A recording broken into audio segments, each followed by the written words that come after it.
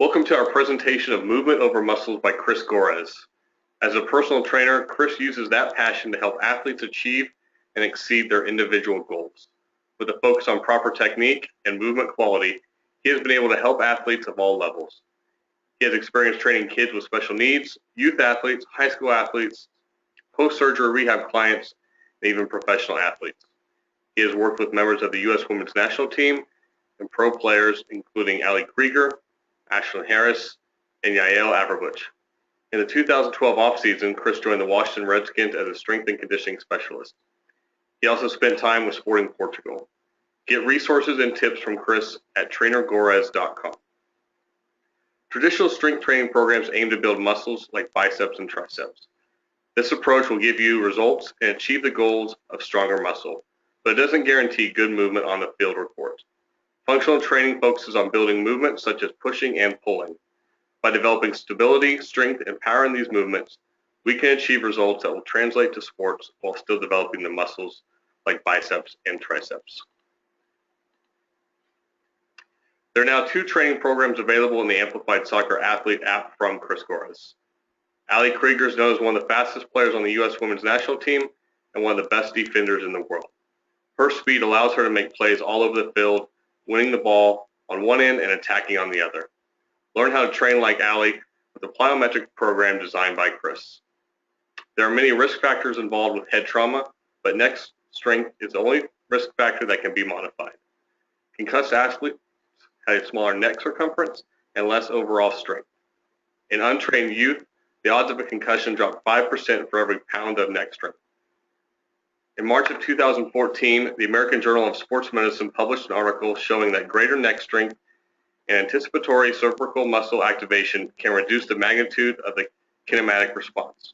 So while we may never be able to fully prevent a concussion, we can develop the muscles around the neck to reduce the risk. Train like a pro with a core and neck strength training program featuring Ashlyn Harris by Chris. Both programs are available in the Amplified Soccer Athlete app, which can be found in both the iTunes App Store and Google Play Store. Simply search for Amplified Soccer Athlete. Thanks for watching this program today. I will now hand it over to Chris.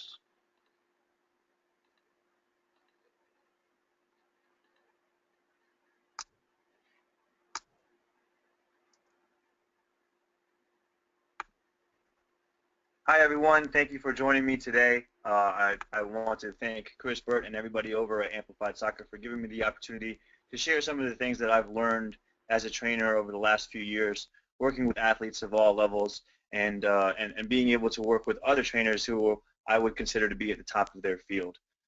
So today what we're going to do, and here's just a little bit of introduction on myself and who I've been able to work with, some of the things that I've been able to learn a lot about. Again, athletes of all ages. I've done a lot of injury prevention, which is the big thing that we're going to be going over today. Post-rehab stuff. Of course, we do the speed, agility, and the quickness, and the strength and the power that all the athletes are looking for. I've done training with individuals. I've done training with teams on all levels. My certification is through the National Academy of Sports Medicine, and I've also done mentorships with Exos, which is formerly known as Athletes Performance, and of course Mike Boyle Strength and Conditioning in Boston, as well as mentorships with Scott Moody in Kansas City, another guy that I really look up to as somebody who is a leader in this field. So today we're going to be talking about movements over muscles, functional training concepts for the team sport athlete. I think it's important to understand where we are in the strength and performance training spectrum and where it all came from. If you take a look at traditional strength and conditioning programs, the first thing that you'll see is a big base or a big history in bodybuilding. You know, years ago when athletes were looking to get bigger and stronger, what they did was they reached out to the people who were big and strong. If you were big and strong, you must know how to get big and strong, so whatever it is that you're doing, teach me how to do it.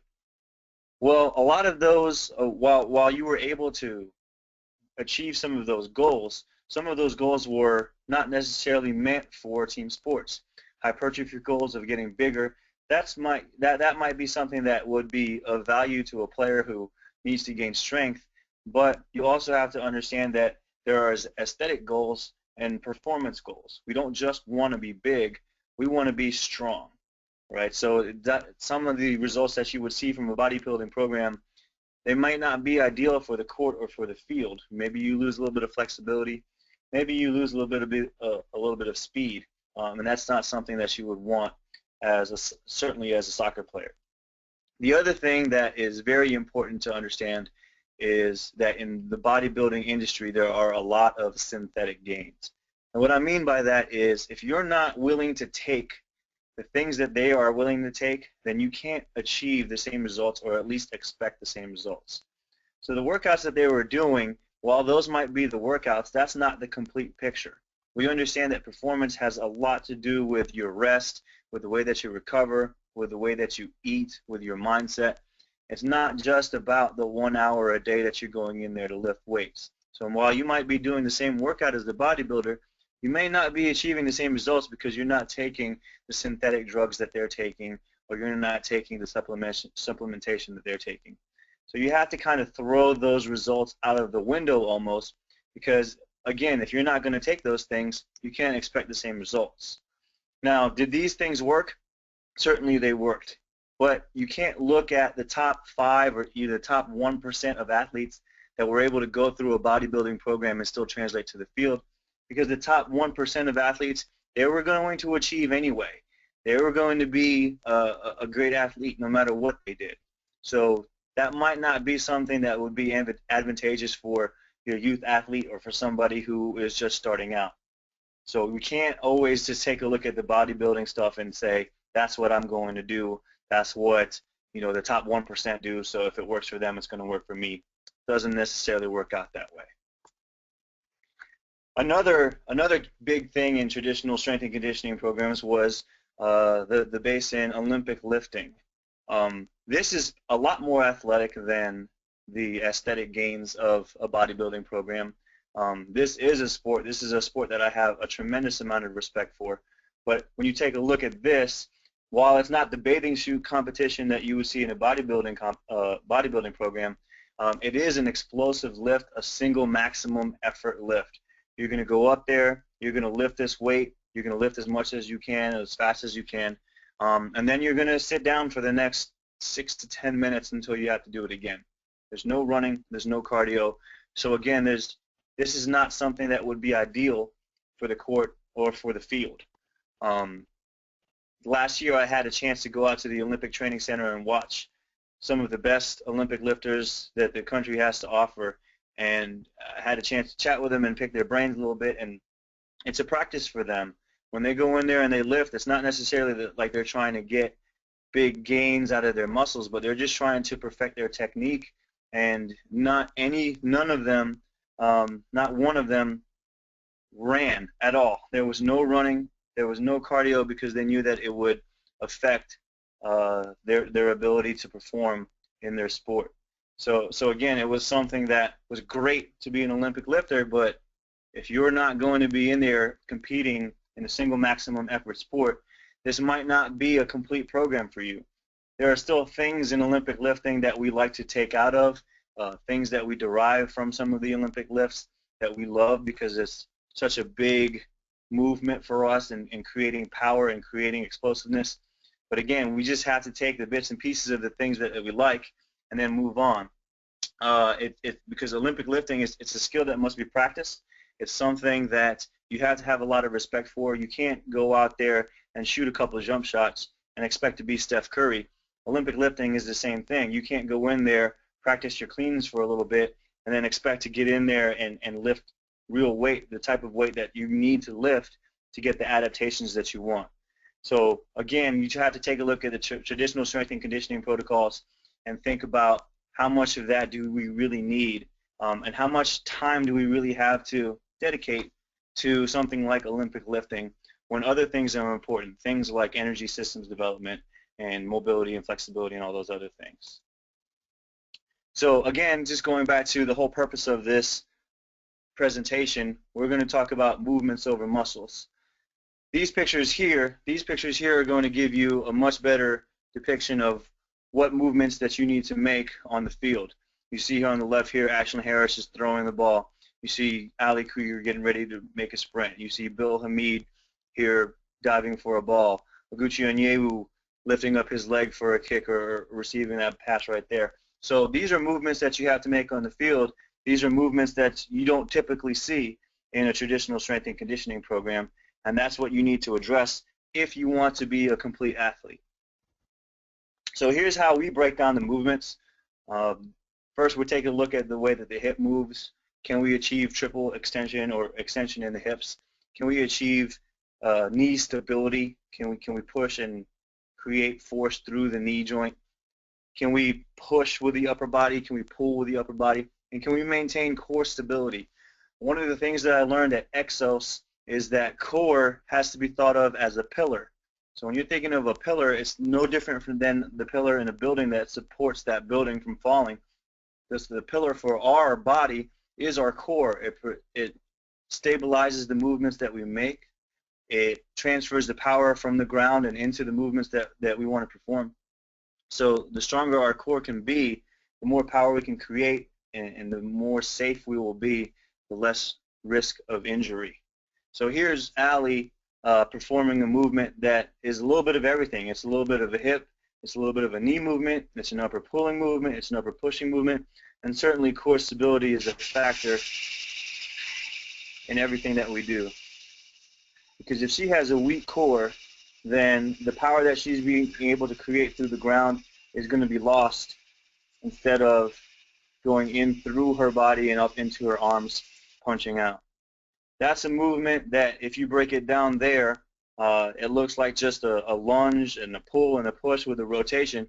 But that's a movement that she makes on the field all the time. When she has to reverse, or if that ball is being played overhead, she needs to turn and sprint. That strong, powerful move right there is the difference between having a great first step and staying out in front of the person that she needs to defend, or if she's going to get beat over the top. So again, if you take a look at the other thing that we try to consider in the movements, not just hip and knee and push and pull, but we want to think of planes of motion, right? We are not vacuum cleaners. We don't just move forward and back. We don't just move up and down. But traditional strength training programs have been forward and back, up and down, squat, sit, pull, push. Nothing in the frontal plane and nothing in the transverse plane, which is your lateral movements and your transverse movements rotating. So when you take a look at a movement like this, not only does it cover a hip movement, a knee movement, a push and a pull, but it also covers frontal plane movement and transverse movement, something that's so key for an athlete that plays sports. So again, we'll take a look at that movement here. Vertical and horizontal loads are another thing to consider. A traditional strength training program is only going to load you vertically and you're lifting against gravity, but we know that you need to also be able to produce force in the horizontal plane, sprinting forward, stopping yourself and decelerating and changing directions. The other thing that we consider is the force velocity curve. Very simply put, the force velocity curve just says that at low mass you're going to move at a high velocity, and then at a high mass you're going to move at a very low velocity. And we need to be able to train on both ends of that curve. We need to be able to lift a lot of weight, maybe not be able to move it very fast. And we also need to be able to lift very little weight or no weight at all, and we need to be able to move that at very, very high speeds. So those are all things that we consider when we're talking about movements over muscles. We're talking about hip movements, knee movements, pushing movements, pulling movements, movements in the frontal plane, movements in the transverse plane, vertical load, horizontal load, and the big thing that lives over all of that is the force velocity curve.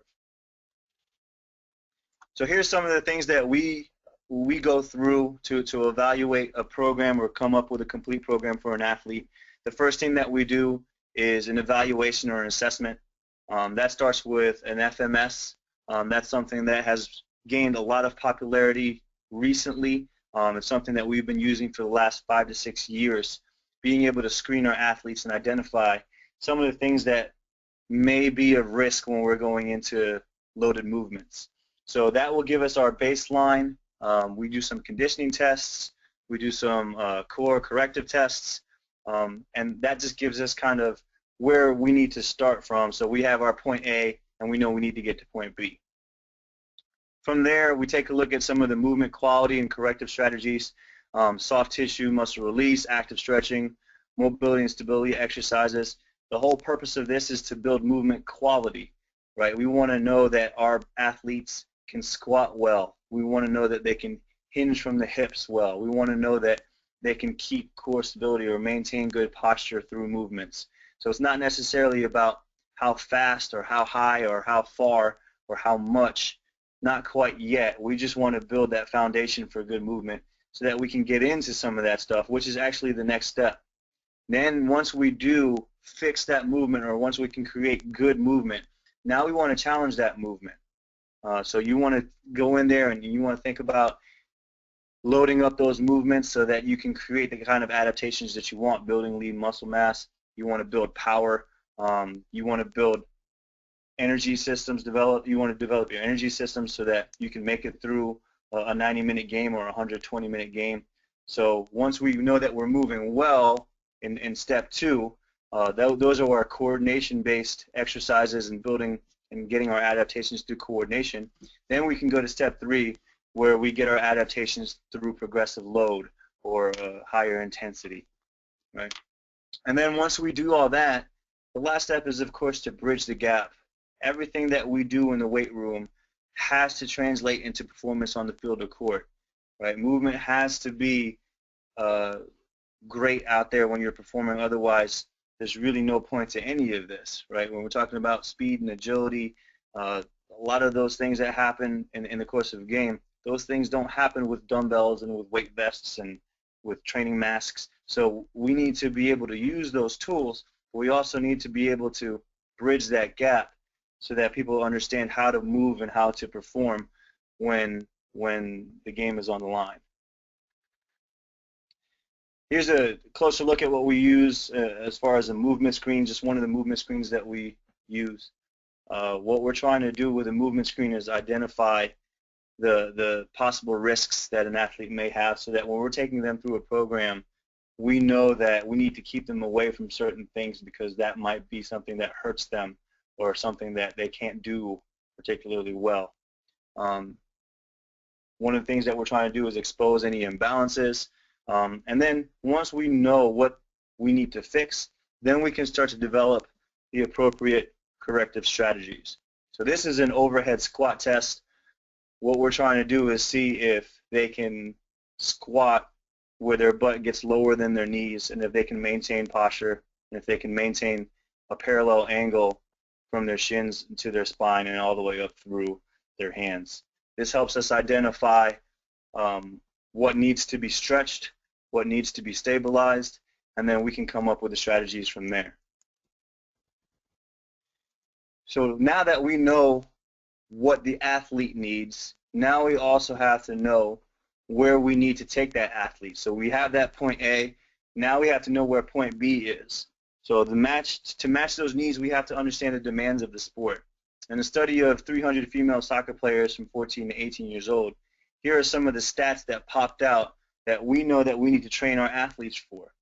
The distance covered in a game, 7.39 miles. That's something that traditional strength and conditioning coaches have looked at and said, well, we need to be able to run 7.5 miles. But if you look at 7.5 miles over the course of 90 minutes, that comes out to just under 4 miles per hour. 4 miles per hour in a treadmill is not going to win very many games. If you're moving around at that pace, you're not going to win. But if you take a closer look at the numbers, you take a look and you see that sprints are all-out sprints that last about 2 to 4 seconds, and the rest is approximately 90 seconds, and the sprints occur at a rate of about 30 times per game. That gives us more information, and that gives us a better picture of where point B is. So we know where point A is, the way that the athlete moves. We know where point B is now, that our athlete needs to be able to perform about 30 sprints, about 2 to 4 seconds per sprint, with about 90 seconds of rest in between. Those are the things that we need to know so that we can translate everything that we do in the weight room onto the field. A closer look also, one of the numbers that popped out at me here was some of the forces that are absorbed from deceleration. All right, so if you're running in a direction and then you need to stop and change directions, that force that you're absorbing could be up to 4.22 times your body weight. That for a 100-pound girl is going to be 422 pounds. So that's why we do the strength training that we do, because if you can absorb that weight, then we can reduce the risk of injury. Before we even talk about increasing our performance and getting faster and stronger, we're just reducing the risk of injury, because if you can't absorb that force, something has to give, and it's usually an ACL. So that's just some of the data that we take a look at, understanding where point A is, understanding where point B is, and then developing the strategies, building the movements over muscles to develop our athletes. Here are some of the corrective strategies. So again, starting back to point A, we know where point B is now. So here's what we're going to do to start to target some of the areas. Our soft tissue work, you can use a lacrosse ball, a tennis ball. Skills makes these great products with the rolling sticks that you can take anywhere with you, and that's something that I would definitely recommend. But these will help target the trigger points and develop the elasticity back into that muscle, right? It's not good enough to just stretch the muscle. Think about trying to stretch a pair of wrinkled jeans. You need to go in there and you need to iron it so they can go back to the way it's supposed to fire. So that's the first thing. Then you can come in there with some active stretching techniques. You see Yael here demonstrating our world's greatest stretch, something that we've taken from Exos, which looks very, very closely, or looks just like yoga, actually. So the active stretching is something that we use to help create range of motion so that we can start to build some of the performance qualities that we want, like speed and agility. And then once we've done all of our soft tissue work, once we've lengthened the muscles, then we need to go in there and we need to strengthen the muscles, right? We need to properly take a look at some of the movements that we need to make and think about functional movements over muscles, right? We want to think about an isolated approach and an integrated approach. So an isolated movement might be circles with your foot, working on some of the muscles that support the ankle, but then you need to go ahead and integrate that movement into something like a single leg RDL, demonstrated by Tony Presley here in this picture. So you need to have both of those qualities, or you need to have both of those movements in your program, especially in the beginning, and then towards the end of the program, once you start to understand how your body works and once the movement that we create is a good movement, then we can go into some of the more heavy loaded stuff where the movement becomes a little bit more simple, but the force output becomes great. Here's another way to look at some of the corrective strategies when it comes to building good movement. I like to go from the ground up. You take a look at a joint-by-joint approach. This was something that was written by Mike Boyle a few years back, and it's kind of an alternating scale going from mobility to stability as you go from the ground up. Starting with the ankle, you need to train the ankle for mobility. The more mobility that you have in your ankle, the better everything else is going to perform going all the way up the chain. Going into your knee, you should be training for knee stability. Don't train for knee mobility. It's not meant to be mobile. It's meant to be stable. It only flexes and extends. It doesn't move any other way. It's not supposed to move any other way. When we ask it to move in another way, that's where we start to run into things like ACL and MCL tears. Going into hips, the hips are a very complex joint for us, so you need to train for both mobility and stability. And again, when we're talking about stability in all three planes of motion, not just forward and back, but also side to side and rotational. We need to train the lumbar spine. The lumbar spine is your lower back. That's what supports your core. We need to train that for stability, right? Remember, if we think about core strength as pillar strength, we need to keep that pillar nice and vertical and nice and straight, because as soon as that pillar starts to bend, then the forces that we produce become potentially dangerous. Thoracic spine, we need to build thoracic spine mobility, because the more mobile that can be, then the more stable the lumbar spine can be. So all of this is connected. And then we go all the way up into the shoulder and neck, building mobility and stability in the shoulder and neck, making sure that those joints are healthy and they can move, they can flex, they can extend, they can rotate, they can supinate. So those are some of the ways that we look at some of the corrective strategies going from the ground up. Here's a movement matrix. So going back to some of the things that I talked about earlier, we talk about hip movements, knee movements, pushing movements, pulling movements, And then you talk about a vertical load and a horizontal load, but we'll also break that down even further into a vertical load with one limb, a vertical load with two limbs, and the same thing for horizontal. So if you look at some of the movements here in this matrix, everything is going to match what you see in that box. So for instance, in that first box, you're going to see a hip dominant movement, vertically loaded off of one limb. That's a one leg RDL. Off of two limbs, that's a hex bar deadlift. If we're talking about a horizontal load, that's a one leg hip thrust. A horizontal load with two legs, that would be a kettlebell swing. So those are the ways that we break down these movements, and that's how we think of our programs. So when I'm thinking about developing a strength training program for an athlete, I don't think about where am I going to fit in bench. I don't think about where am I going to fit in squat. I don't think about where am I going to fit in my deadlifts. What I think about is what are appropriate movements that this person can make that would be a pushing movement that would be in the horizontal plane with one arm and with two arms. What would be a knee movement that this person could perform off of one leg loaded vertically? And usually that's some sort of lunge or RFE. So that's how we think of the movements. I don't think of the actual exercise. I think of what I want, and then I start to select the exercises that I like that would be appropriate. So start thinking about the movement matrix instead of thinking about the exercises that you want to do. And then going through the week, you would start to break this up. So for instance, maybe your Mondays are your hip and your knee movements, Tuesdays are your push and your pulling movements. Maybe you mix it up a little bit. And again, we start thinking about the vertical and the horizontal load, one limb, two limb. So by the end of the week, your training program should have covered all of these categories. You should have gotten all 16 of these categories by the end of the training week. And then, of course, I talked about before that force velocity curve. The force velocity curve is going to play in here too. That gets a little bit advanced. You want to do your heavy movements with two limbs. Don't do heavy movements with one limb, with the exception of maybe an RFE if we can get to that. And then you want to do more of your movement quality stuff with your one hand or your one foot. That helps develop some of the core strength and some of the stability and the balance that we want. Talking a little bit about that, your unilateral versus bilateral movements. On the one side, your bilateral movements, they're going to be less load. It helps to address a bilateral deficit, which just simply means that the left side plus the right side independently is greater than the left side and the right side together. So I might be able to squat 200 pounds on the left leg, and I might be able to squat 200 pounds on the right leg, but that does not mean that I can squat 400 pounds. So that's what bilateral deficit means, and it helps us address that when we can load up bilaterally. It's also a more functional move for us.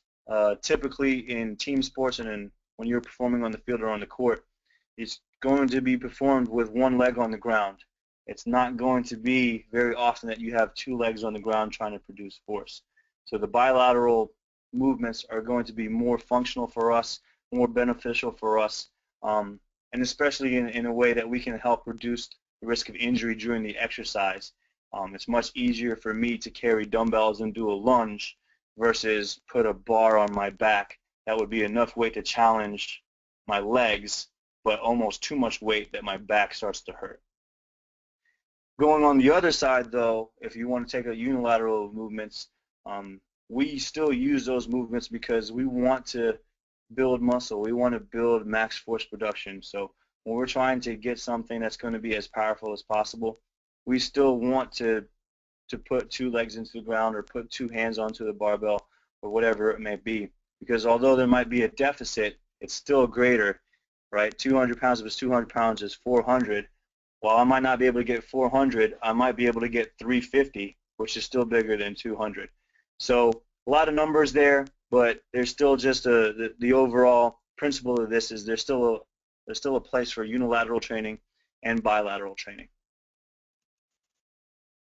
Intensity versus volume. Here's a little chart of what to do and it all depends on what your goal is, right? So if you're just trying to build some foundation work, if you're trying to work on movement quality, especially in the beginning of a program where you're trying to establish good movement patterns, the sets are going to be 2 to 3 sets. Reps are going to be 10 to 15 per set. Your time under tension is going to be about 30 to 60 seconds. So what that means is it should take you 30 to 60 seconds to perform 10 to 15 reps, right? So don't just go in there and bang out 10 reps in 10 seconds. That's not something that we're looking for. And then the work to rest ratio is going to be very short there. Once you start to get into some hypertrophy sets and some max strength sets, then it starts to come down a little bit. You can see here what we'll typically work with is the max strength. We don't typically do hypertrophy. That's not something that we really aim for, although we get that when we do some of the max strength stuff. So the max strength stuff is going to be 4 to 6 reps. Our repetition, or 4 to 6 sets, I'm sorry. Our repetitions are going to be 5 or less. For a novice athlete, you have to add 2 or 3 reps to all of this because it's going to take them some time to get used to this. Time under tension is going to be very short, so under 20 seconds for you to get those 5 reps. And then your intensity is going to be above 85% of your 1 rep max.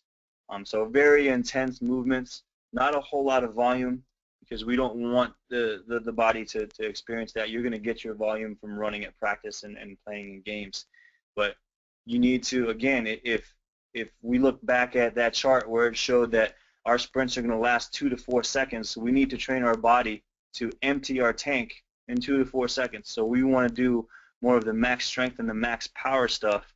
The max power stuff you can see is going to be very ballistic, 3 to 5 sets, 2 to 3 reps at most. There's no time under tension because you want to accelerate that weight as fast as you possibly can. And that's going to be somewhere between 30 to 60% of your 1RM there. And you can see the work to rest ratios are going to be bigger there because again, you're trying to empty your tank, so you're going to need a little bit more time to rest and recover in between sets there. When we go into speed training, the protocol that we follow is technique, tempo, force production, and game speed. Right? This is the protocol that we follow because if you don't have good technique, you can't possibly have great tempo. And if you don't have those 2 things, you can't possibly produce force at the way that we want you to. And then if you can't do that, you're not going to be very fast in the game.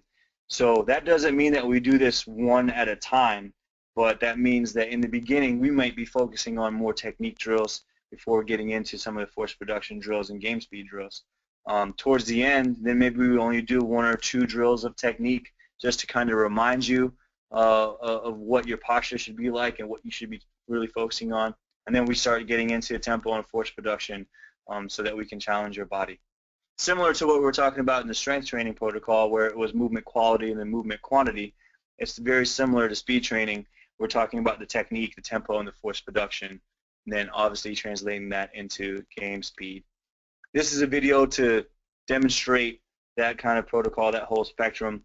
This is featuring Lorenzo Alexander, who now plays for the Arizona Cardinals. He's going to demonstrate some of our linear speed training drills.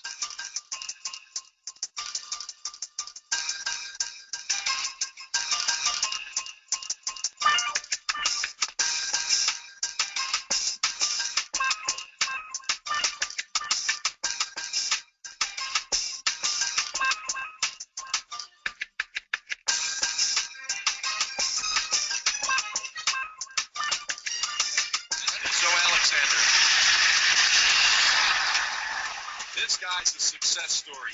He came here as an offensive lineman. Look at that contact. He can play linebacker. He can play defensive tackle.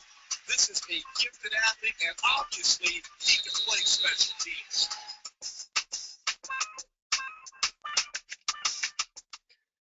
So again, just kind of going back to what we saw in the last slide, technique.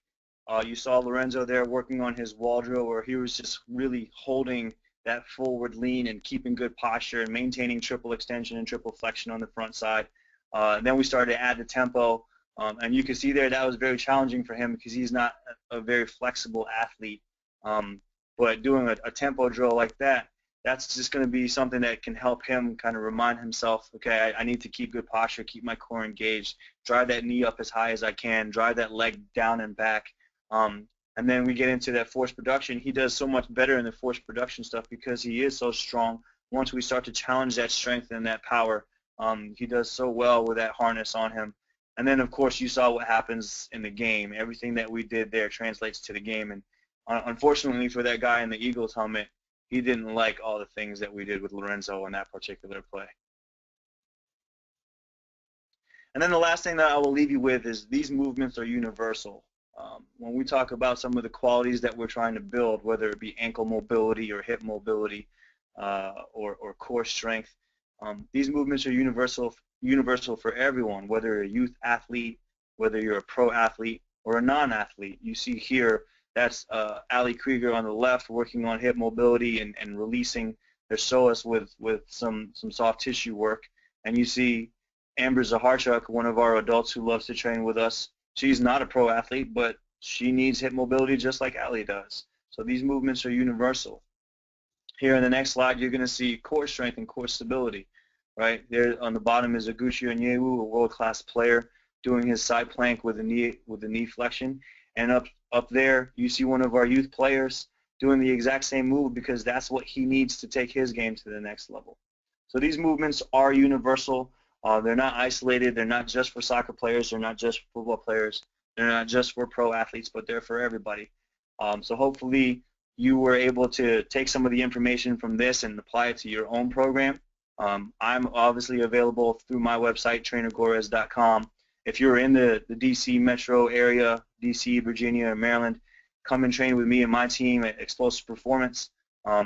We'll get you in there for an evaluation and see where your point A is, and then we know how to take you to point B from there. But other than that, I really appreciate you guys tuning in to this presentation. I hope that you got a lot out of it. I hope that we can do this again sometime. And I hope to hear from all of you soon. I take pride in being able to answer everybody that reaches out to me. So if you do reach out, expect that I reply to you within 24 to 48 hours. And once again, thank you to Chris Burt, Christine Mason, Scott Moody, and everybody over at Amplified Soccer for this opportunity, and I look forward to more.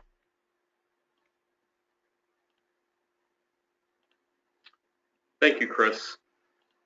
And for everybody, again, make sure to check out his website, trainergorres.com, and to download the Amplified Soccer Athlete app to get his training programs, Train Like a Pro Core and Neck Strength featuring Ashlyn Harris, and Train Like a Pro Plyometrics featuring Ali Krieger. And thank you, everybody, again for tuning in, and thank you, Chris.